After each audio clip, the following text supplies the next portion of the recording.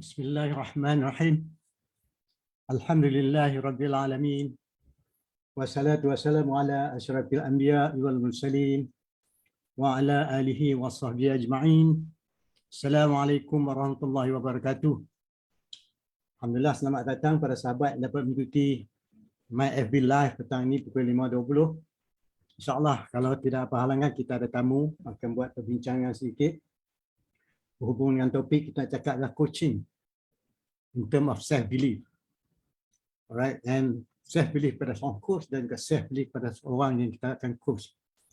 Dan sila tolong share siapa yang dapat masuki my live ni. Tolong share sebelum kita mula. InsyaAllah nanti kita akan terus berbincang. Tajuk yang diberikan coaching, through self-belief, how we develop confidence. Confidence plays very important role in our life, insyaAllah. Dan kita akan tiga peringkat agenda. Pertama, saya akan cakap overall apa yang saya cakap sudah. Ini merupakan sambungan pada hari ketiga dan diikuti dengan perkembangan dan perbincangan di ujung bersama kita ialah tetamu. Tetamu kita pun ada yang berbahagia, kita punya sahabat. Sila Tunku Syarimin. Selamat datang Tunku, insyaAllah. Saya harap dengar suara saya dengan jelas ya. Jelas Ustaz. Alhamdulillah. Jadi sahabat-sahabat kita, saya nampak Cik Yusof daripada Petronas pun dah masuk. Selamat datang Cik Yusof. Dia kata Assalamualaikum, Waalaikumsalam. Ya, welcome Cik Yusof. Today we have something very important thing to discuss. In fact, we are learning. I'm still learning. I'm the one that is need more help so that we share. The more we share, that will be better for us. Jadi kepada sahabat yang baru masuk hari ini, tolong share pada sahabat-sahabat. Saya tahu dapati semalam banyak yang tak dapat melihat live tapi diikuti dengan tengok recording ya. Dan saya dapat feedback berhubung dengan tajuk-tajuk yang berikutkan. Jadi barang siapa memerlukan soalan ataupun apa saja, sila tulis di Facebook, insyaAllah. Kita ada tetamu yang boleh kita share ya. Mudah-mudahan ramai dapat dapat kebaikan daripada perbincangan kita nak buat ni. Jadi dan dapati juga beberapa grup daripada sahabat-sahabat kita, pakar-pakar hipnoterapis, terapis, kaunselor, guru dan trainer mengikuti percakapan kita ni. Saya ucapkan syabas, selamat datang. Alhamdulillah. Dengan adanya anda, insyaAllah kami lebih menerima banyak ilmu lagi pada sahabat-sahabat. Walaupun diam di sana, tapi diam minyak kertas cukup berisi. Jadi saya ucapkan datang. Sedikit maklumat di sini, di tempat saya sekarang ni dah gelap. Cuma tak guruh. Mudah-mudahan cuaca elok dan line kita elok. Jadi saya tengok satu tempat masih lagi belum terima line dengan jelas. Jadi saya minta maaf Cik Yusof, tolong maklum sama ada at your place, whether in your house or in your office. Can you hear us clearly or not? Gambar dapat dengan jelas atau tidak? Sebab saya dapati juga beberapa peserta daripada Indonesia pun ikuti. Ya, saya dapat tahu semalam. Jadi kita tak tahu mereka kalau dia komen, kita tahulah kata dia dalam, tapi kalau dia tengok saja nama dia remain static. Dan saya dapat feedback kalau boleh banyakkan dalam bahasa. Tak apa, saya akan campurkan bahasa Orang Putih dan bahasa Melayu kita ya. Dan kalau siapa-siapa yang ada idea atau cadangan, maklumkan. Terima kasih Cik Yusof. Dia kata Cik Yusof daripada Petronas kata crystal clear. Alhamdulillah. Ini orang daripada Putrajaya, Cyberjaya kita clear. Syukur. Terima kasih. Dan tetamu kita ada sini dah, Tengku Syariman. Nanti kita akan ada perbincangan dengan Tengku. Okey, sebagai buat permulaan. Okay. Alhamdulillah. Syukur kepada Allah bahawa kita dapat bersua muka lagi. Hari ini tajuk kita cakap ialah hari yang 3, iaitu dalam kita kata 7 principles of coaching. Dia ada 7. Tapi prinsipal ni bukan dia ikut step consequential dah. Dia terdapat tujuh nilai ni dalam seseorang buat coach.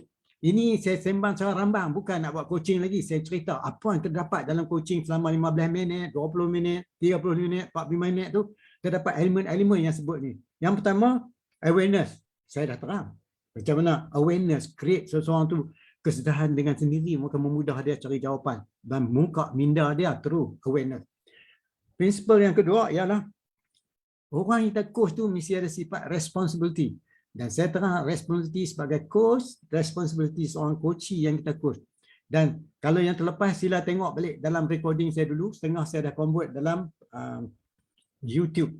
Sila visit YouTube, like my Facebook. Now I'm talking from the page. So from the page, kalau you ada page, you boleh dah. Kalau tidak, you boleh ikut dalam Facebook saya. Saya ada link juga di Facebook. Ya, banyak tanya pasal apa tak boleh masuk. Saya kata, because buat dalam page, kalau sempat tu saya akan masukkan ke dalam profile. Yang ketiga, apa yang saya cakap ni ada tu dahulu. Dia ada urutan, tuan-tuan. Tajuk-tajuk saya cakap. Dan banyak yang belajar dengan saya, mereka pun melihat recording ni semua. It is very valuable, walaupun 20 minit, 15 minit is talking specific to the area. Yang ketiga, Raini kita cakap, self-belief. Ini. Yang kita dengar orang cakap, limiting belief. Right? In coaching, orang cakap, limiting belief. Betul. Jadi bila orang itu kata dia tak boleh, itu katanya maksud dia limiting belief, kata tak boleh. Belief ni, whatever you believe become reality. Reality is different than actuality. Itu kita dah discuss dah. Jadi selalunya selepas berlaku actuality kita ingat dah habis. Tidak. Reality melibatkan actuality dan potential thing to come. Itu dia reality. Dan saya telah terang selanjutnya dan menuju pada transformasi. Yang keempat, iaitu besok kita cakap blame free. Macam mana kita tentukan coachee itu tak sebut orang ni salah, orang ni salah, blame free. Dan yang keempat, kita akan cakap yang kelima, macam mana kita nak menghalalkan perbincangan kita tu mampu coachee menumpu pada solution.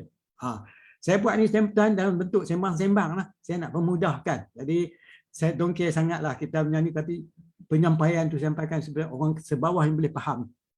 Sebab sekarang ni banyak guru yang mengajar, banyak mengikuti kat kursus ni. Kemudian challenge. Macam mana di dalam coach ni, dalam proses coaching ni, coach challenge kawan tu tanpa disedari bahawa dia sedang dicabar. Itulah skill. Skill tu kita nak gembang-gembur kepada sahabat semua. Dan yang ketujuh, itu yang ketujuh ya, action. Dan macam mana kita nak buat selepas coach tu, dia ambil tindakan. Ada seorang buat, dia mengaku nak buat tindakan coach, tapi bila itu dia tak buat. That is something wrong. That means you never touch dia punya structure. Itu ketujuh-tujuh dia. So hari ni kita nak cakap iaitu yang tiga, self-belief. Okey, kalau ikut dalam self-belief ni, tuan-tuan dan puan-puan, dia kata confident ni berperanan do something as a key factor in mencapai sesuatu. Itu confident. InsyaAllah. Kita nak cakap ni pun kena ada confident. Saya pun kadang-kadang macam tuan-tuan, mungkin tuan-tuan depan saya ni lagi hebat. Sebab orang berdiam diri ni orang berilmu. Orang macam saya cakap banyak ni memang kurang ilmu. Jadi tolong saya bagi sikit teguran macam mana boleh saya tambah nilai dan sebagainya. Misal tuan-tuan dan puan ni ada sikit permintaan di sini, nanti saya akan datang balik, nanti saya tengok.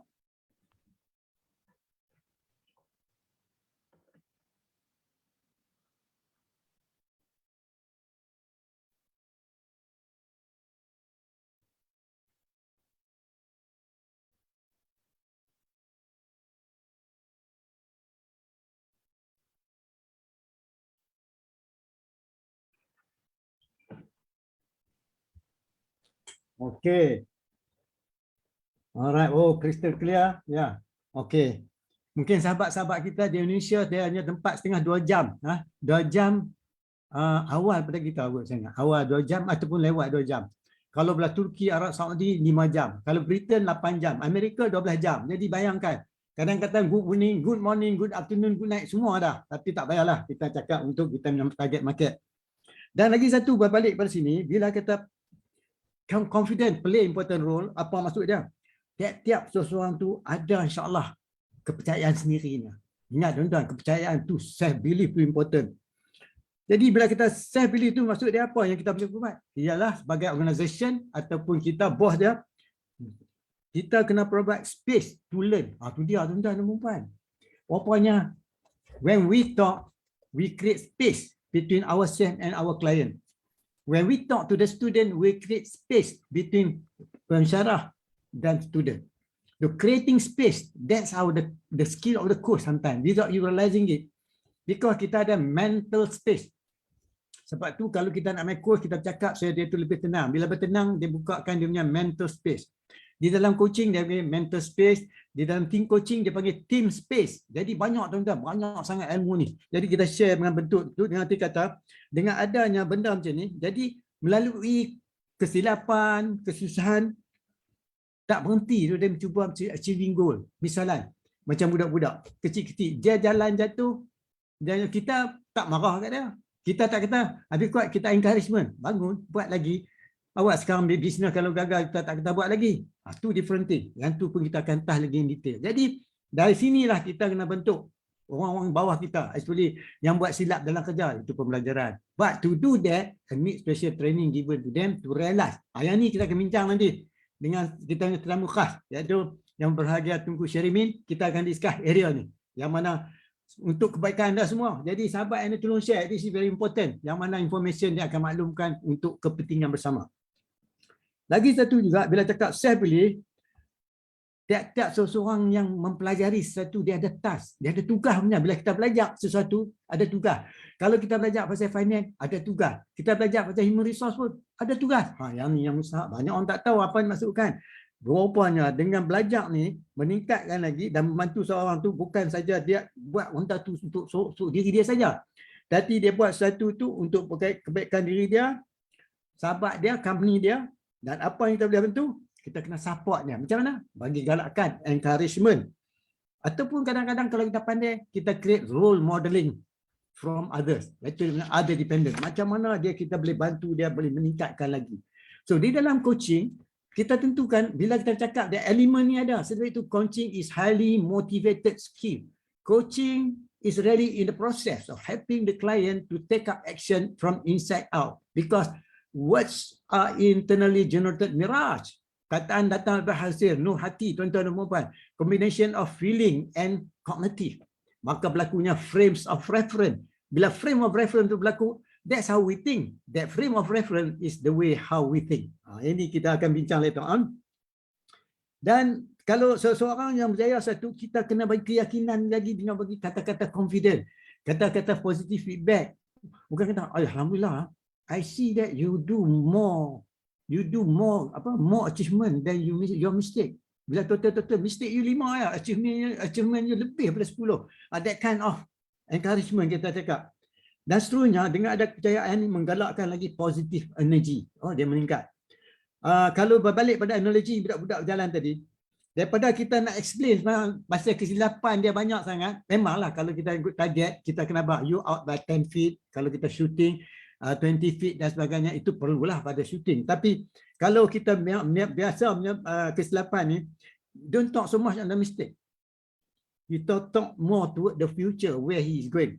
Cara tak langsung menggalakkan, take more action, give more incentive, dia akan jatuh naik jatuh. Dia kata, orang kata kita punya kekuatan minda yang membantu seorang tu daripada dia tak faham kepada dia faham. Dan berikutnya kalau kita tengok balik, setiap satu yang kita buat tu melibatkan talent. Ini kata dalam bentuk chain management ataupun dalam bentuk task of your, take charge of your talent. Jadi kita membantu tu seseorang meningkatkan dia punya talent. Dalam nak take charge, take all your own talent, macam saya pun saya kena usaha. Selain kata saya dapat bantu orang, dia ada 5 peringkat nak meningkatkan kita punya self talent. Alright.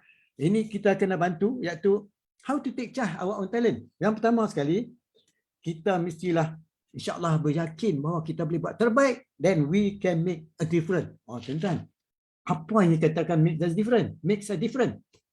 Macam ni. We all are the same. That's why we can make a difference. If we are not the same, we cannot make a difference. As simple as that. The common ground, we are the same. InsyaAllah Allah bagi. Sama. Yang kedua, kita berbeza. Cap jari kita berbeza. Thumbprint kita berbeza. Even pokok pun ada thumbprint dia, tuan-tuan dan puan-puan. Sahabat saya ni, profesor universiti, dia in charge pada pokok-pokok ni. Dia cerita pokok pun ada thumbprint. Yang tu yang kita discuss lain. Bila make a difference, cara tak langsung, you ada self capability. Allah kata, aku jadi manusia khalifah di muka bumi.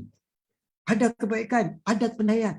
The question is, how can we help to bring out the best quality, the best potential within the person? Itu salah satu soal course juga tu. Jadi, yang pertama, bagi tu juga dalam organisation, HR play very, very important role. Dia develop banyak succession plan, talent management. Saya help certain organisation for talent organization. 20 years ago, I help a company to develop strategic corporate planning. Bukan belajar, buat kerja. That was 25 years ago. Bayangkan, dengan scenario planning, being exposed. Dan yang kedua, tiap-tiap satu mesti ada cabaran. The world is unceasing change. Change is constant.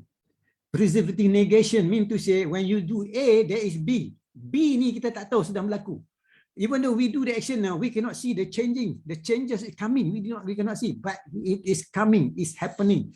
Sebab tu dia kata first, the second truth about take charge our talent. We must understand the challenge. Why? Challenge is the crucible of greatness.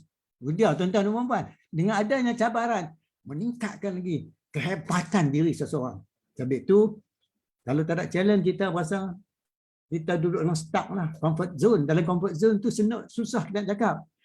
Donation dia lah sebagainya, dia berubah bila dalam comfort zone. Semua dah okey dah, tak payah fikir susah-susah. Day in, day out, they do not know. Externally already changing. Internally kita kena develop confidence to face the reality of change.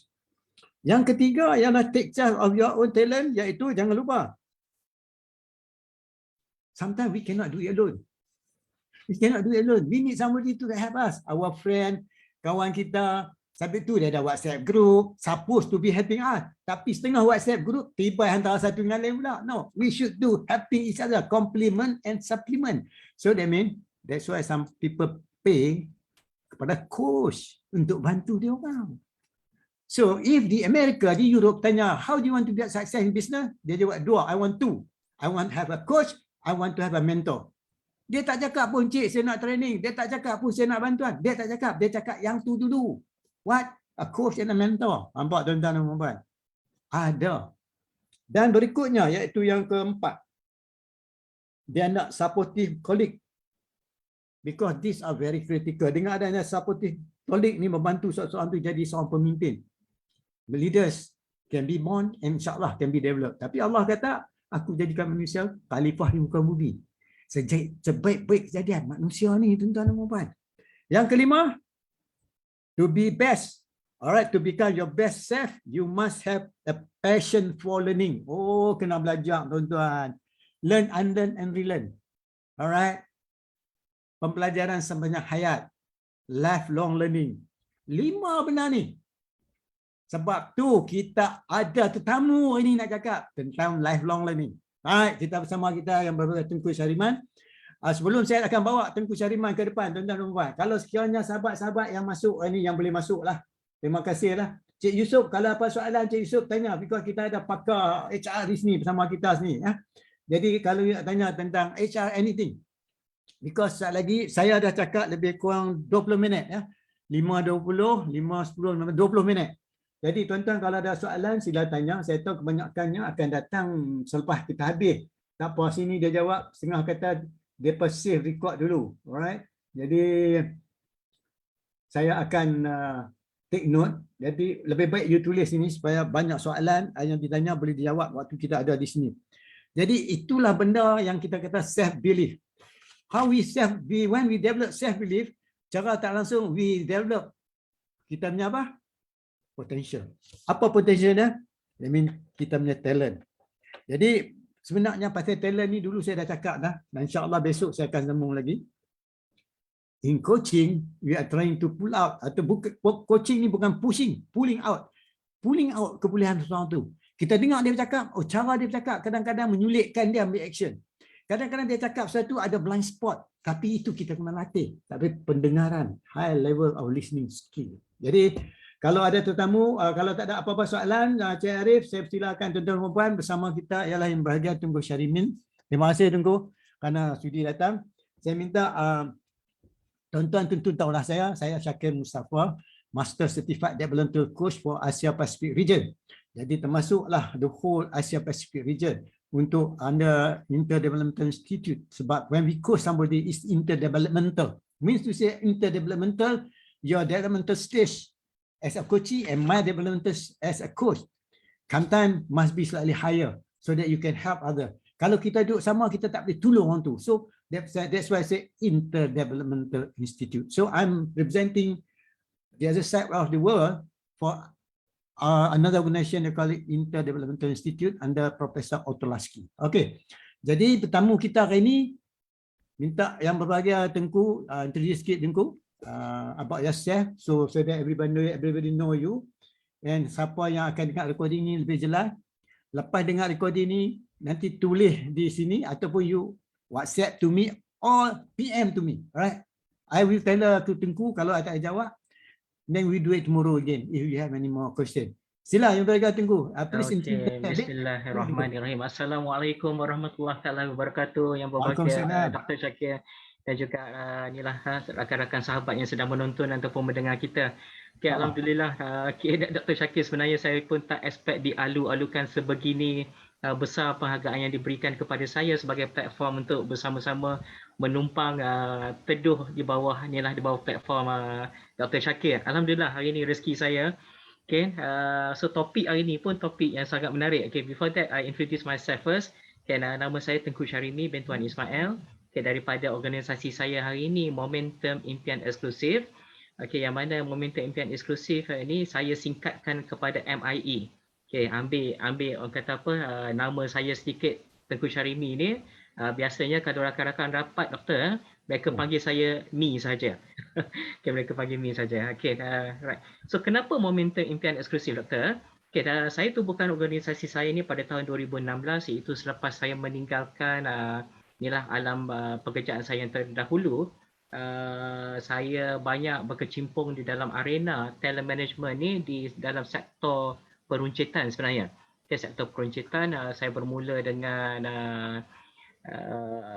kalau zaman-zaman kita dulu doktor, kalau doktor pernah dengar YY Shop, pernah dengar saya rasa YY Shop dulu popular tu tahun 90-an. So saya datang ke ibu kota pada tahun 98 lebih kurang. So position saya yang pertama adalah bersama dengan YY Shop, and I started my career from zero doktor. I started from scratch, from zero, and I started my position as a retail associate. So daripada situ saya climb kita panggil ni lah success ladder ataupun corporate ladder lah, daripada retail associate tu kepada shop manager, area manager. Okay, kemudian I own my own handphone shop business pula selepas saya berkuli selama 3-4 tahun tu. Dan kalau doktor dan juga rakan-rakan pendengar masih ingat Mid Valley Mega Mall buka pada tahun 2000. So tahun 2000 tu I was the only Malay yang berniaga handphone di dalam Mid Valley Mega Mall tu. Okay, alhamdulillah rezeki sempatlah merasa 2 tahun di dalam tu. Okay, bersama dengan ni lah onak dan liku dunia telekomunikasi zaman dulu tu, dia bukan sama macam zaman sekarang. Okay, so sempat 2 tahun daripada rental 3,500 naik jadi 6,000 setahun yang berikutnya. And I have to say goodbye lah. Okay, say goodbye due to the rental. And then business tak berapa menjadi. Okay, kemudian saya kerja balik, makan gaji. And I was appointed as a sales manager dengan satu organisasi, Gold Time Network Sdn Bhd, yang mana pada waktu tu kami adalah vendor kepada Celcom. Okay, prepaid card zaman-zaman tu baru muncul. Okay. Kemudian saya selama beberapa ketika tu saya buka balik perniagaan. Pada waktu tu saya tengok bidang peruncitan, saya buka kedai runcit di Pantai Timur. Dan sempat 2-3 tahun selepas tu bisnes agak suram. So saya kerja balik makan gaji bersama dengan waktu tu saya rasa saya bersama dengan IP, sempat juga dengan IP. Dan saya berkecimpung orang yang berniaga ni doktor ataupun dan rakan-rakan pendengar. Orang yang berniaga ni doktor, kalau doktor pernah dengar, rakan-rakan pendengar pernah dengar, dia dah kena sumpahan dah. Dia dah kena curse dah. Sekali dia berniaga walaupun kerja makan gaji, ialah kita anggap rezeki, tetapi kita rasakan alamak saya boleh buat lebih lagi lah. So I decided to stop my employment with that organisation, dan saya bermula balik bersama dengan Grolier Malaysia Sdn Bhd. So Grolier Malaysia Sdn Bhd ni yang buat education program tu doktor. Kalau doktor pernah tengok, kami banyak terlibat dengan book fair, pesta buku, dan kami buka booth di di mall-mall yang mana kami approach hardcore punya business, hardcore punya approach untuk kita jualkan produk kita. Yang ini education program, ya. It is more to English education program, and that was actually one of the best business. Walaupun kita work as a sales agent, tetapi definitely it is our own effort. One of the best platform untuk inilah untuk berniaga 100% commission basis, and I travel all over Malaysia except for Sabah Sarawak je kita tak masuk. Pada pesta buku tu memang lubuk lah, memang betul-betul lubuk. Okay, kemudian due to the waktu tu pun saya dah 30 something coming to 30 something because of komitmen keluarga, banyak sangat outstation, banyak sangat tinggalkan keluarga. So I stop dan saya bersama dengan Takaful. Saya bersama dengan MA Takaful sebagai unit manager. Okay, dan selama 2 tahun bersama dengan MA Takaful tu, sehinggalah pada awal tahun 2010 saya bersama dengan one of the biggest retail chain company di Malaysia ni, iaitu bersama dengan Maidin Muhammad Aldin Berhad. Saya started my career di Maidin tu sebagai operation, kemudian diserapkan sebagai trainer, kemudian diserapkan kepada HR group, dan my last position bersama dengan Maidin adalah sebagai HR manager tahun 2016.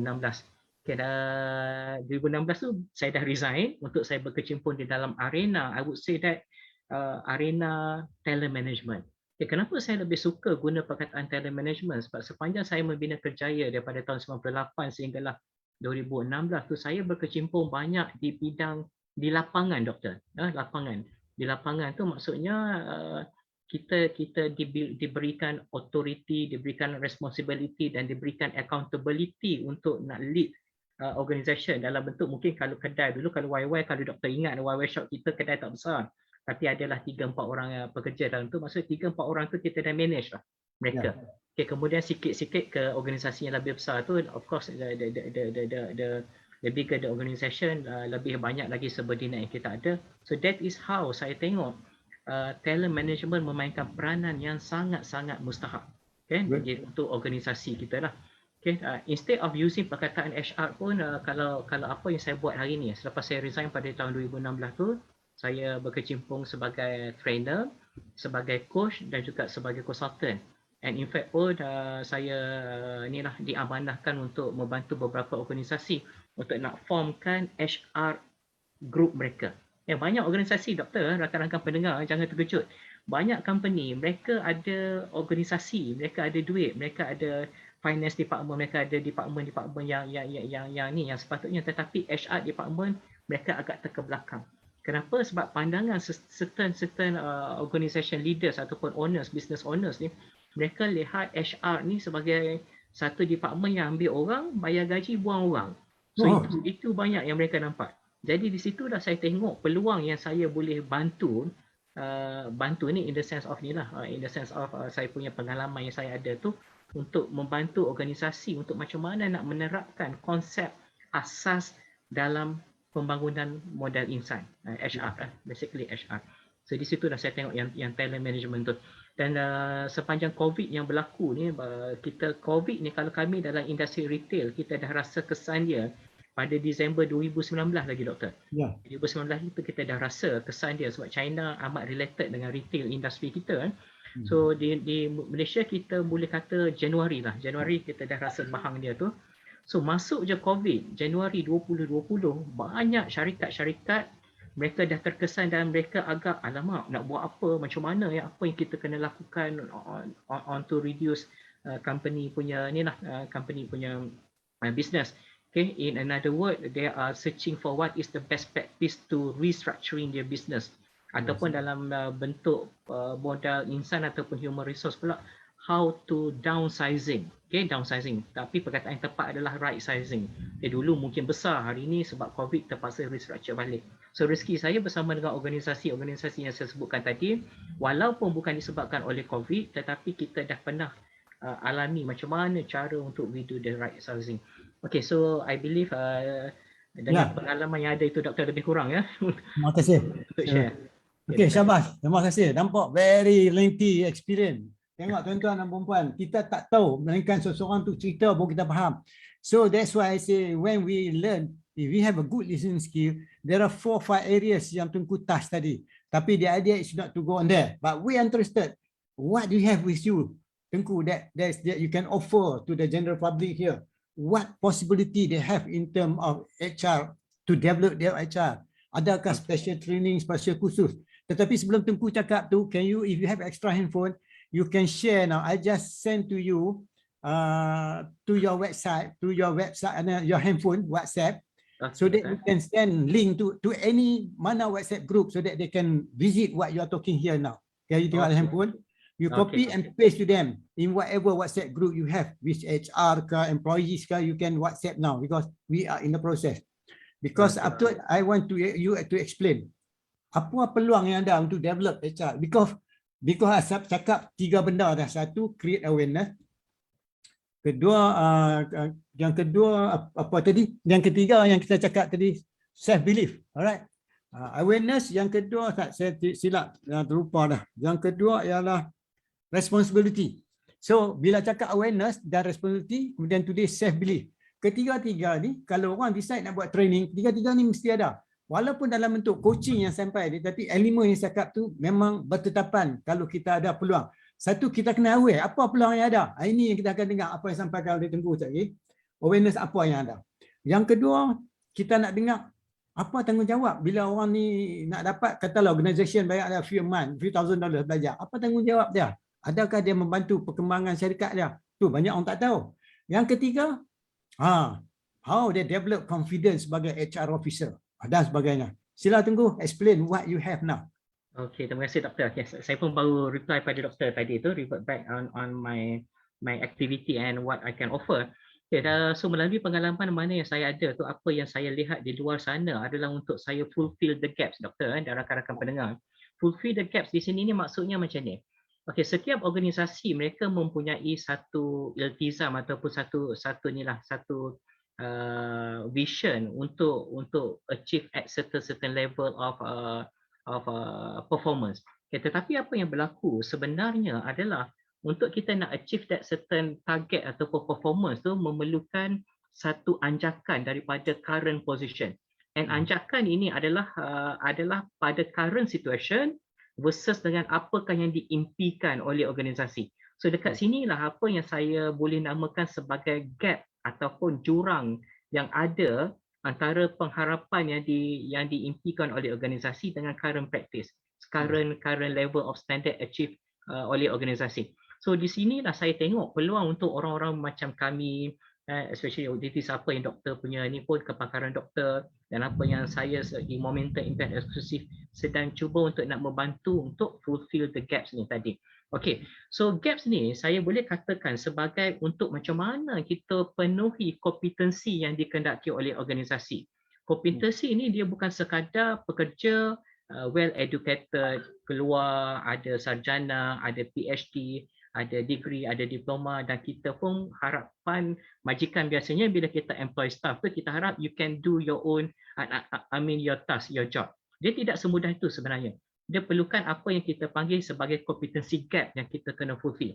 So di sini apa yang Momentum Impact Eksklusif mengofferkan, menawarkan kepada ni lah, kepada audiens hari ini, kepada masyarakat adalah perkhidmatan outsourcing, perkhidmatan training dan juga coaching. Tetapi dalam metodologi doktor, metodologi apa yang kami lakukan adalah real industry practice. Okay, real industry practice ataupun hands-on learning ataupun direct approach, strategic learning. It is no longer academic. Academic, of course, orang akademik mereka pun ada kepakaran mereka. Okay, that is the reason hari ini kalau kita tengoklah kenapa munculnya juga academician yang juga pun menjemput industry player, dan saya pun alhamdulillah direzekikan untuk bersama dengan Politeknik. Okay, saya dilantik sebagai Industry Advisory Committee bersama dengan Politeknik Sultan Salahuddin Abdul Aziz Shah, Politeknik Shah Alam ni, okay, sebagai dia panggil AIC ni, Industry Advisor kepada Jabatan Perdagangan. Yes, kenapa? Sebab portfolio saya adalah dalam bidang telemanagement, HR dan juga retailing. Okay, yang mana dan beberapa ni lagi lah macam college commodity pun saya pernah dipanggil untuk bersama dengan mereka untuk fulfill the gaps antara akademik dan juga non-akademik. Okay, Momentum Impact Eksklusif apa yang kami offerkan hari ini beberapa program-program yang mostly it is more on telemanagement Dan yang paling menarik sekali adalah kita juga bekerjasama dengan Universiti Utara Malaysia under UECSB, Unit Utama Educational and Consultancy dan Berhad, anak syarikat UUM. Yang mana UUM pun mereka pun nampak doktor, mereka sendiri pun nampak yang mana on top of academic, they also need to collaborate with industry player. Dan alhamdulillah Momentum Impian Eksklusif kami telah dilantik, MOA semua, kami telah ada hampir 8 bulan sebenarnya pelantikan tu untuk kami menjalankan program Professional Certificate in Human Resource Management dan juga Professional Certificate in Retail Operation Management. Cuma apa yang saya lihat hari ini potensi yang sangat besar adalah dari sudut Human Resource Management. Okay? So itu yang kami buat. Programnya adalah program 5 ataupun 6 hari yang kita boleh laksanakan secara mungkin direct 6 hari ataupun 5 hari, atau kita pun buat dalam bentuk weekends. Dan kita boleh buat dalam bentuk offline dan juga dalam bentuk online. Dan secara jujur ya doktor, topik HR ni dia lebih kepada topik yang hands on. Okay, saya lebih menggalakkan kalau ada participation daripada rakan-rakan yang sedang mendengar, cuba pergi kepada face to face learning. Tapi kalau tak boleh, insya-Allah online pun kita boleh buat juga. Dan pada kadar harga yang sangat-sangat minimal sebenarnya. Sangat-sangat minimal, dan saya percaya 3,500 untuk program sertifikasi Professional Certificate. Dan good news dia, program ni nanti adalah ditauliahkan direct oleh UUM. Offer letter daripada UUM, certificate tu pun daripada UUM. Majlis graduasi pun insya-Allah kita cuba arrangekan. Tapi graduasi tu pada kos yang lain lah. Okey. So itu lebih kurang doktor sebagai mukadimahnya program yang saya tawarkan selain daripada perkhidmatan profesional saya, coaching, outsourcing dan juga training yang kita lakukan. Cantik. Terima kasih. So cara rambangnya, tuan-tuan yang mengikuti percakapan ni boleh tengok recording balik. Saya tahu dapat feedback, setengah dia share, they will see back the recording. Tapi untuk makluman apa yang disampaikan oleh Tengku tadi, ini merupakan sebagai satu cara usaha nak menghadapi suasana ekonomi, suasana pekerjaan yang dalam keadaan zaman lah ni dah tak sama macam zaman tahun 2000. Dah tak sama dah. Because tahun 2022 ni, selama 22 tahun ni, daripada tahun 2000 sampai sekarang ni, cara pendekatan, cara semua dah berubah. Sekarang ni, orang yang bekerja dari rumah pun boleh. Kalau dulu orang tak percaya, kata bekerja boleh buat di rumah. Kalau orang dulu kata macam mana dia tu bekerja, tak ada office pun. Dia tak tahu office dia boleh di rumah. So, benda ni dah berubah. Dengan teknik baru ni, boleh mempertingkat dari perkembangan pemikiran kita dengan memikirkan keadaan kita semasa dengan peralatan dan tool teknik-teknik penggunaannya akan dilatih. Jadi dengan adanya teknik yang kata profesional untuk membantu HR, human resource ni, secara tak langsung kita dah menggerakkan minda kita. Minda kita tak statik, dia bergerak. Bila minda bergerak, maka pemikiran kita berkembang. Bila berkembang, dia mengikut kita punya networking, communication kita. Sebab di dalam HR ni humans. Because humans ni dia tak pernah stop learning. Belajar ni umpama macam kita punya pernafasan. Selagi kita boleh bernapas, insya-Allah kita kena belajar. Jadi peluang yang dia bagi ni bukan selalunya ada. Tapi saya tengok memang benda ni baru. Sebab saya go on higher level, macam Tengku bagi ni at operational level, sangat-sangat tidak diperlukan. Sebab di atas dengan bawah kenalah synchronize. Dia kena kata trending down, baru dia top down, baru dia dapat melaksanakan. Kadang-kadang di atas polisi dia cakap, di bawah pelaksanaan. So pelaksanaan dengan polisi itu kena seiringan. Betul ya Tengku? Betul, bagi betul. HR, apa yang tulis dalam buku tu dia kena takrifkan balik, mengajak balik. Cuba Tengku explain that on that area so that how the value that you can bring to them from this learning. Okay, doktor. Okay. Even hari ni punya topik pun is about self belief. So self belief ni is basically apa ataupun dalam bahasa lain kita boleh kata sebagai faith ataupun strong belief. So dalam organisasi, apatah lagi dalam dalaman diri kita, tuan-puan, okay, self belief ni organisasi mengambil seseorang pekerja, okay, untuk berkhidmat dengan organisasi. Maksudnya syarikat dah menerapkan I believe on that particular staff yang kita dah employ. Walau bagaimanapun harus diingat dalam talent management, dalam core fundamental dalam human resource management, we recruit, it is not the best people. No such thing as the best people dalam organisasi ataupun apatah lagi yang baru saja masuk dalam organisasi kita. So mereka adalah orang-orang yang tepat ataupun the right person to be in our organisation. So task yang seterusnya, majikan. Okay, kalau company organisasi yang besar mungkin bertuah mereka ada HR group mereka sendiri ataupun mereka ada HR personnel, HR team, HR department. Walau bagaimanapun, majikan sendiri ataupun yang punya bisnes pun mesti ada kefahaman yang jelas apakah peranan human resource. Okay, so we recruited the right person, tetapi proses train and development adalah proses yang berpanjangan. Ibarat dia, bila kita membawa masuk seseorang pekerja, how good the person yang kita bawa masuk tu pun, proses training and development adalah proses yang berterusan. Apa contoh dia? Okay, saya selalu gunakan analogi ni doktor, analogi inilah kenali potensi diri. Bila seseorang pekerja memasuki dalam organisasi, hari pertama pekerja tu masuk ibarat dia seorang baby, seorang bayi. Bayi waktu mereka lahir, apa yang mereka buat dulu agak-agak doktor? Bayi, kita dulu jadi baby kan, apa yang kita buat dulu waktu kita lahir? Kita menangis. Kita menangis, betul. Lumrah kita menangis dan wajib kita menangis. Sebab itu adalah lumrah, itu adalah normal. Kenapa kita menangis sebenarnya? Sebab kita rasa, wow, hebatnya dunia, luasnya dunia dan sebenarnya kita takut. Walau macam mana kita takut sekalipun, kita dah ada potensi. Kita dah tahu, wow, potensinya untuk saya berjaya. Kita takut pada hari pertama. Dan bayangkan kalau HR personnel atau majikan pada hari pertama syarikat mengalu-alukan kedatangan seorang pekerja melaksanakan proses training and development pada hari pertama lagi, insya-Allah pekerja-pekerja yakni modal insan kita tu tadi akan rasa wow hebatnya bekerja dalam organisasi ini dan dia dah tahu mana hala tuju dia dalam organisasi. So dekat sinilah training and development. Hari pertama masuk pekerja dah tahu dah what is his or her career path. Apa dia akan jadi setahun lagi, apa dia akan jadi 2 tahun lagi, 3 tahun lagi, 5 tahun lagi. So dengan ada training and development yang berkesan, insya-Allah pekerja yang betul-betul mempunyai ruh ya doktor, saya guna perkataan sebab kita tak nak pekerja-pekerja yang jasadnya saja dalam organisasi tetapi tiada jiwa, tiada ruh, tiada kasih sayang dalam organisasi. Tapi kena ingat, nak ada pekerja yang ada kasih sayang, jiwa, ruh kepada organisasi, hari pertama itulah hari yang sangat mustahak.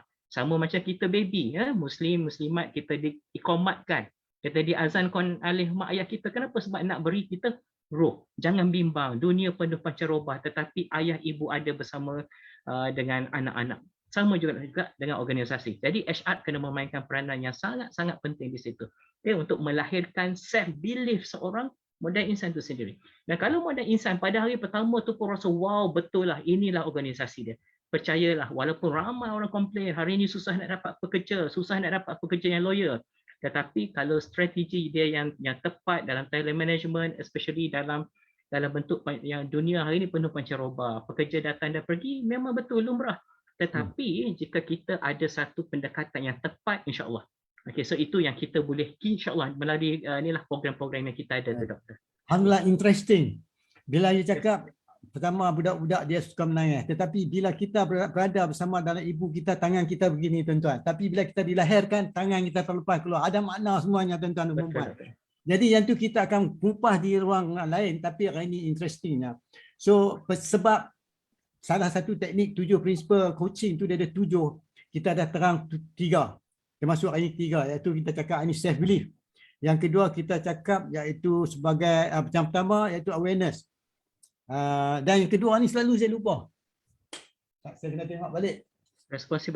Responsibility. So tiap-tiap satu kita kena, selepas kita sedar, kita tahu bahawa tanggungjawab kita, kena tahu lagi, kena belajar dan sebagainya. Dan sebab tu nak buat tu pula kita kena keyakinan diri. Dengan belajar mudah-mudahan insya-Allah kita berkeyakinan nak melaksanakan. Sebab dalam banyakkan organisasi yang menggunakan dia katakan pulangan kali ganda, bukan kata 100%. Dia kata 10 kali ganda, 20 kali ganda, exponential organization. Alright. Iaitu buat daripada Canadian punya tu, profesor tu apa nama, saya lupa dah. Dia cakap sekarang ni kita tak boleh nak pakai macam teknik dulu lagi. Sebab kalau dulu orang kata dia tu boleh buat satu kerja, dah ni dia kata anda gig ekonomi sampai 6 kerja dia boleh buat. Bayangkan tuan-tuan, 6 kerja buat. Dia boleh bawa Grab, dia boleh buat apa ni writing buku, dia boleh buat talk, dia buat TikTok, dia buat semua macam boleh cari rezeki. Kalau dulu mana ada benda tu. Sekarang ni ada. Soalan dia, mengapa benda ni berlaku? Dan ada buku yang dituliskan oleh satu pengarang dia kata dunia tanpa kerja. It's impossible tanpa kerja.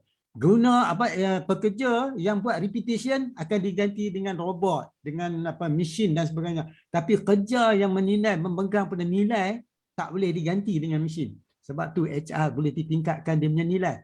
Sebab tu seseorang dalam sesuatu mestilah berteraskan kepada nilai-nilai yang dipegang. Misalnya kalau kita ikut orang buat, kita tak pegang pada nilai. Nilai kita ikut orang. Tetapi kita buat sesuatu atas nilai, sesuatu kita buat tindakan, walaupun orang tu bercakap, kita berdasarkan balik dengan nilai yang kita pegang. Dalam HR tentu ada nilainya kan, Tengku. Can you explain that nilai? Betul, doktor. Okay. So actually even dalam HR pun dia ada beberapa kita panggil core fundamental purposes dalam HR. Sebab tu kita tengok dari sudut nilai tu, kalau saya boleh katalah what are those ethical ataupun non ethical dalam HR.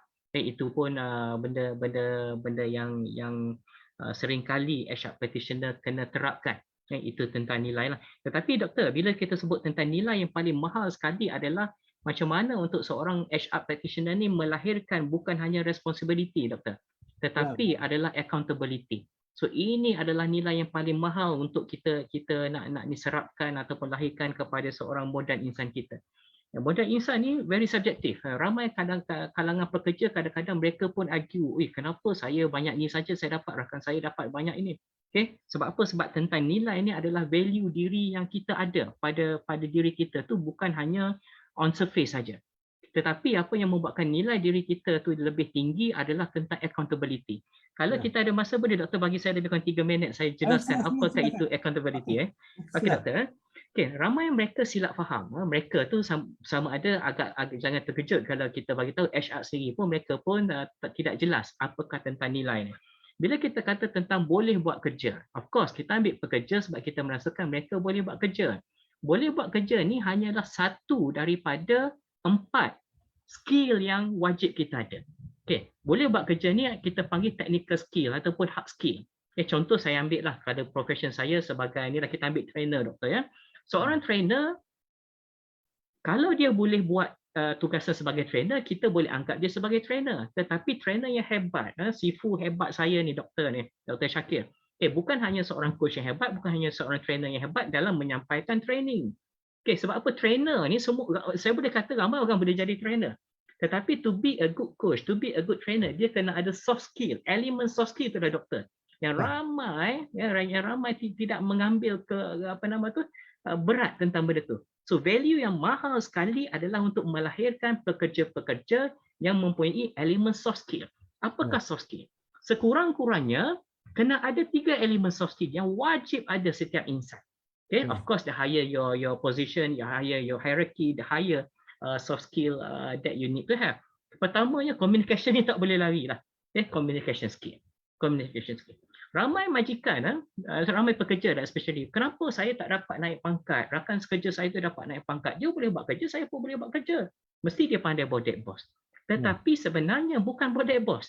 Tetapi the way dia berkomunikasi sesama rakan sekerja, dia berkomunikasi dengan subordinate dia, dengan superior dia, dengan rakan sekerja dia. So that is very important, communication skill. Yang kedua pula adalah leadership skill.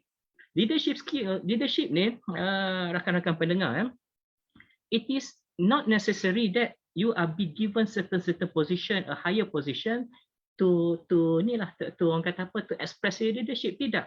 Whatever position kita hari ni, contohlah katakanlah kalau A ni seorang, mungkin kita katalah dia hanya sebagai seorang HR assistant, HR assistant. Tetapi walaupun dia dengan position HR assistant, kalau dia ada leadership yang bagus, mungkin dia boleh exposekan diri dia tu lebih hebat daripada HR executive, HR senior executive, Iman HR manager sekalipun. So leadership needs nothing to do with your position. Leadership. Sebab tu leadership ni kalau kita tengok doktor sama-sama rakan sekerja ramai-ramai, dia tu bukannya seorang ketua pun, tetapi wow, hebatlah leadership dia. Okay. Yang ketiga, kalau saya boleh kembangkan, pertama tadi hard skill, yang kedua leadership, yang ketiga adalah business acumen. Business acumen ni adalah satu pendekatan yang mana dia berfikir secara strategic thinking. Apa yang akan berlaku, natijah kesan daripada perbuatan dia dalam organisasi. Apa kesannya kalau saya memburuk-burukkan organisasi saya dalam FD hari ini contoh. Oh, ada kesan tak boleh lah saya nak orang kata apa, meluahkan perasaan kecewa. Hari ni doktor, ramai orang je kecewa dengan organisasi, apatah dengan keluarga sekalipun doktor. Di Ya, betul. FB itulah tempat dia mencoretkan segala-galanya. Okey, dan yang keempat, yang skill yang seterusnya kalau boleh adalah kita panggil ni lah cross cultural. Cross cultural skill. Apa maksud cross cultural skill? Kita kena akui yang kita duduk di dalam negara Malaysia. Negara kita negara Malaysia. Negara kita bukan tanah Melayu. Negara kita tepatnya adalah negara Malaysia, means that selepas era kemerdekaan, kita ada keharmonian kaum, kita ada masyarakat majmuk, kita ada integrasi nasional. Jadi dalam organisasi kita harus akui bahawa kita kena saling hormat menghormati dan kita kena tahu cross culture. Kita kena tahu macam mana untuk kita nak bersosial di kalangan rakan-rakan yang bukan sebangsa dengan kita. Dan benda-benda ini doktor tidak diajar di institusi mana-mana, institusi pengajian, di sekolah apatah lagi. Tetapi soft skill ini adalah pendekatan keedah kita sendiri bila mana kita merasakan belief. We believe that I wish to be somebody. I believe that in 5 years I can be an manager contohnya. Ataupun dalam masa 10 tahun doktor, masuk hari ini mungkin sebagai eksekutif muda. 10 tahun lagi jangan terkejut. Kalau dia ada self belief, CEO lah mungkin position dia tu doktor. Okey, lebih kurang ini doktor. Alhamdulillah. Baiklah tuan-tuan dan puan-puan, daripada apa yang kita sampaikan sebagai bentuk awareness, kesedaran pada diri, sama ada jadi usahawan, jadi pekerja, awareness tu sangat diperlukan. Awareness tu mengikut kepandaian diri kita, kebolehan kita setakat mana yang kita nak tahu, setakat mana kita belum tahu. Yang kedua, kita punya tanggungjawab. Satu pada diri kita, komuniti kita, adik-beradik kita dan masyarakat termasuk tempat kita bekerja. Ketiga, self-confident, self-belief. Because confident ni play important role. Apa yang kata tadi, kita kadang-kadang duduk dalam dua budaya tuan-tuan dan puan-puan. Satu budaya keluarga kita, kedua budaya tempat kita bekerja. Ingat tu. Maka sini letaknya keyakinan dan nilai-nilai yang kita pegang. It's always a common ground that you work. That means kita duduk dalam komuniti. Satu, di rumah kita ada budaya, di kerja kita ada SOP. Jadi di tempat kerja kita tertakluk pada SOP yang diberikan. Jadi ini memerlukan kematangan dalam pemikiran. Kedua, kematangan di dalam social emotional. Kematangan ini tertakluk kepada how we see the world. So by attending certain courses, by listening to this talk dan sebagainya, membantu kita mengetahui sesuatu yang sebelumnya kita panggil blind spot, kita tak nampak. Cuba anda fikirkan balik, apa yang anda boleh dapat dari ini? Pertama kita tetamu sini terdapat beberapa profesional ni, doktor perubatan pun ada, pembantu doktor perubatan pun ada, termasuk pegawai daripada Petronas, manager from Petronas pun ada, dan beberapa pakar-pakar dalam bidang hipnoterapi pun terapis pun ada. Bukankah ini merupakan satu pencantuman buah fikiran? Mungkin apa yang kami sebut ini terbayang di fikiran anda. Apa yang anda terbayang mengikut keperluan, kepentingan, pengetahuan dan the way you see the world. Jadi setakat ini kalau kita bincang, kalau tuan-tuan ada apa-apa tanya, sila kemukakan. Jadi kita banyak orang lain pun boleh share sama. Okey Tengku, sebelum saya tamat, anything you want to close, what do you get from yourself? From you pula sebagai presenter sini, sebagai tetamu istimewa ketua saya. What do you get in this session? How would you value this thing? Please share, Tengku, so that ramai yang berikut ni boleh memahami lagi mendalam ni. Sila. Okey. Okay, doktor, terima kasih doktor. So inilah cantiknya bila kita berimpian sebenarnya doktor. Ya. Berimpian. Okay, kepada rakan-rakan pendengar, secara jujur saya bagi tahu hari ini merupakan hari yang sangat istimewa kepada saya bila mana seorang hebat bernama Tuan Dr. Shakir dia PM saya secara personal. Okay, tidak pernah saya bayangkan doktor. Doktor PM saya secara personal. Kenapa? Sebab saya believe. Saya believe that apa yang kita buat doktor. Believe saya pagi tadi, kalau tak silap saya dalam tengah hari lah, saya sudah postingkan satu aktiviti ataupun satu training yang saya kemukakan ataupun aktiviti yang saya perkhidmatan yang saya wawarkan kepada khalayak. Dan itu adalah belief. Itu bermula dengan belief saya bahawa wow, insya-Allah perkhidmatan saya ini diperlukan di luar sana. I believe myself that I can share bersama dengan insya-Allah prospek di luar sana. Dan saya bukan hanya belief tetapi doktor, apa maksud faith? Faith ni iman. Kita ada satu iktikad yang mana wow, insya-Allah saya yakin. Dan alhamdulillah Tuhan dah buktikan, alhamdulillah tidak semena-mena rezeki. Dr. Syakir sendiri PM saya bertanya tentang program saya. Maksudnya belief saya telah berjaya mencambahkan belief tu di luar sana. Jadi inilah sebenarnya peranan kita tuan-puan. Masing-masing ada portfolio masing-masing. Seperti mana doktor bagi tahu tadi, kita ada sahabat-sahabat hebat, mungkin pihak-pihak pengurusan dari organisasi-organisasi yang doktor mentionkan tu tadi. Maksudnya di sini, kita harus memainkan peranan macam mana untuk kita fulfill impian mereka yang believe kepada apa yang mereka impikan. Okay, dan mungkin perkongsian terakhir doktor, saya nak share sikit tentang momentum impian eksklusif. Kenapa organisasi saya ini saya namakan sebagai momentum impian eksklusif? Kehidupan tuan-puan penuh dengan momentum. Apa maksud momentum? Kita pernah suka, duka, lara, kecewa, hampa, dan kita pernah gembira dan sebagainya. So hidup penuh dengan momentum sedih, momentum duka, momentum gembira. Tetapi as long as momentum tu wujud, momentum tu getaran, momentum tu adalah ibarat dia denyut nadi kita. Kita demam macam mana sekalipun, insya-Allah selagi denyut nadi kita ada, insya-Allah kita boleh bangkit balik. So hidup perlukan momentum. Dan of course tiada seorang pun tuan-puan yang berimpikan untuk menjadi seorang yang gagal. Apatah lagi kalau kita nak membicarakan tentang potensi modal insan. Hari ini tuan-puan, kita semua rezeki Allah Ta'ala rezekikan kepada kita, mungkin kita ada satu peringkat level yang mungkin hari ini kita lead organisasi kita. Kita ada anak buah di bawah kita. Kita mungkin di tangga pengurusan. Tetapi percayalah, impian organisasi sangat hebat kepada kita. Okay, impian yang macam mana? Impian untuk kita sama-sama lahirkan pekerja-pekerja yang ada eksklusif dia. Hidup kita penuh dengan eksklusifness sebenarnya. Okay? Penuh dengan talent-talent yang ada pada diri kita, apatah lagi pada subordinate kita, kalau kita di organisasi, kalau kita sendiri mempunyai organisasi, percayalah. Setiap ahli kerja kita, ahli anggota kerja kita, mereka adalah sebenarnya aset-aset kita yang mempunyai impian dan kita pun mempunyai impian untuk meletakkan mereka di satu tahap, satu tangga yang eksklusif. Jadi doktor, perakhiran saya, insya-Allah momentum impian eksklusif itu adalah destinasi kita. Semua berhak untuk mencapai ke arah eksklusif tu doktor. Okay, alhamdulillah. Terima kasih banyak-banyak. Saya ucapkan syabas kepada Tengku yang sudi join walaupun the last minute, because keperluan tu tetap ada. Yang kedua, daripada keperluan tu datangnya peluang. Peluang sentiasa ada. Yang ketiga, insya-Allah kita beri keyakinan kita do the best for the good of the mankind. InsyaAllah Allah menentukan rezeki. Kita hanya berusaha. Usaha sebagai ibadah. Jadi rezeki masih dari Allah. Terima kasih. Tetapi kepada sahabat-sahabat yang dengar ini, yang mana selepas mendengar terfikir ada sesuatu nak dapat clarification, sila tulis. InsyaAllah kalau tidak keberatan saya jemput juga Tengku join besok. Besok kita akan continue cakap apa prinsipal yang keempat. Yang saya dah cakap dah, 3 prinsipal iaitu awareness, responsibility dengan self belief. Besok kita cakap macam mana kita nak cakap blame free. Kita tak salah orang.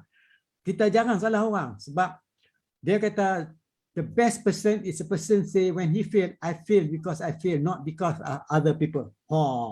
Akan dengar tu.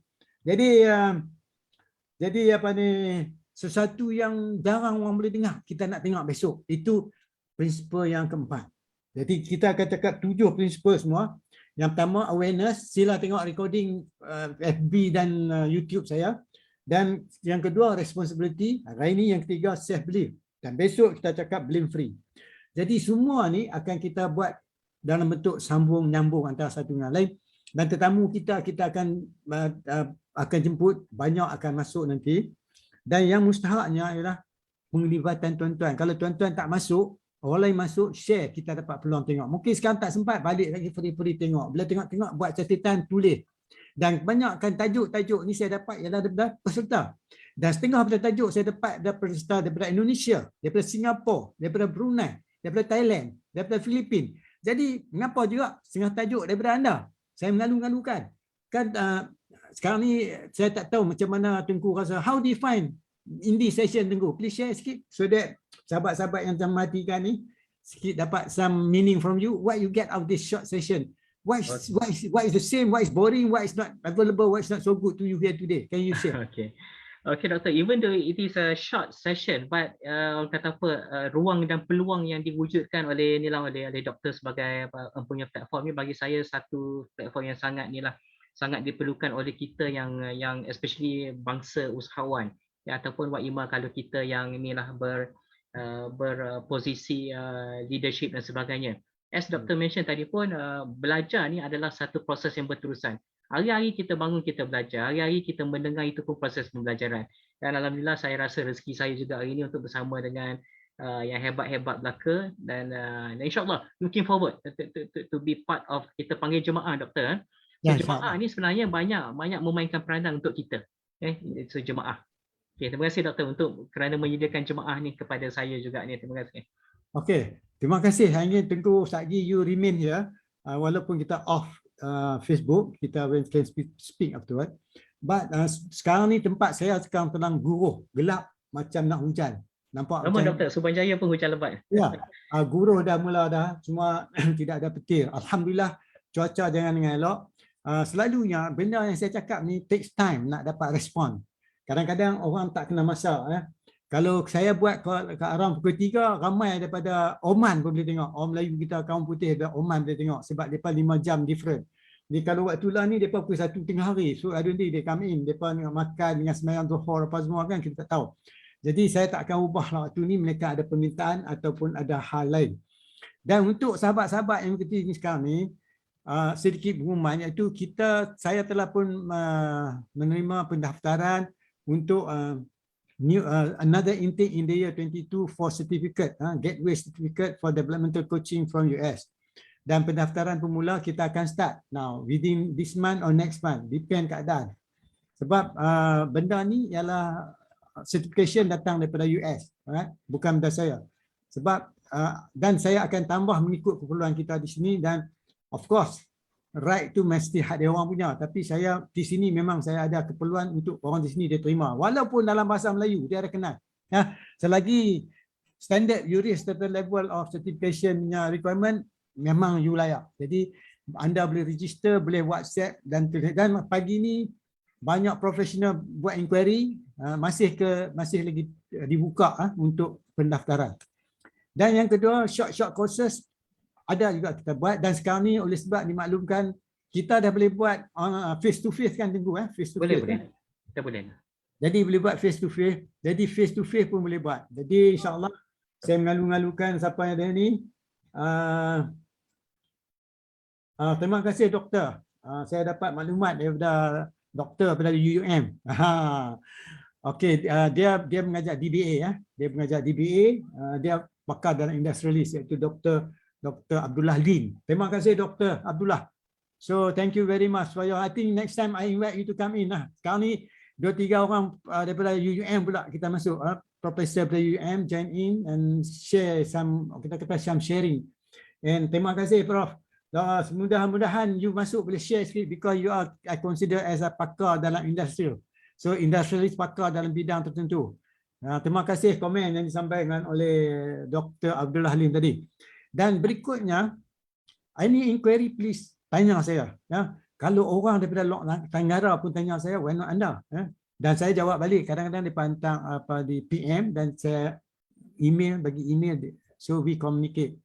Dan berikutnya, sekiranya ada apa-apa cadangan, saya mengalu-alukan.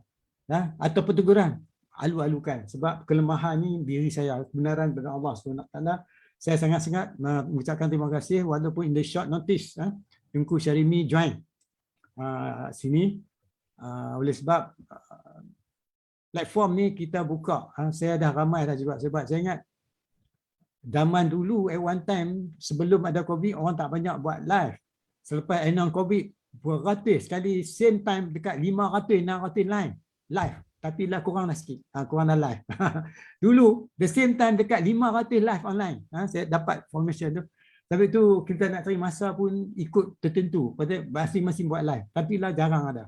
InsyaAllah saya ucapkan syabas terima kasih. Terima kasih kepada tetamu kita yang berbahagia Tengku Syarimi. Dan sahabat-sahabat lain semua. Anda still the best because we need more information for you. Minta maaf silap cakap, slow cakap, kelemahan cakap. Itu ada hak saya.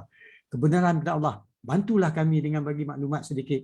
Yang ini saya sudahi dengan Assalamualaikum. InsyaAllah kita jumpa lagi tuan-tuan dan puan-puan besok dengan waktu yang sama dan masa yang sama, tajuk yang berbeza. InsyaAllah kita jumpa besok. Assalamualaikum warahmatullahi wabarakatuh.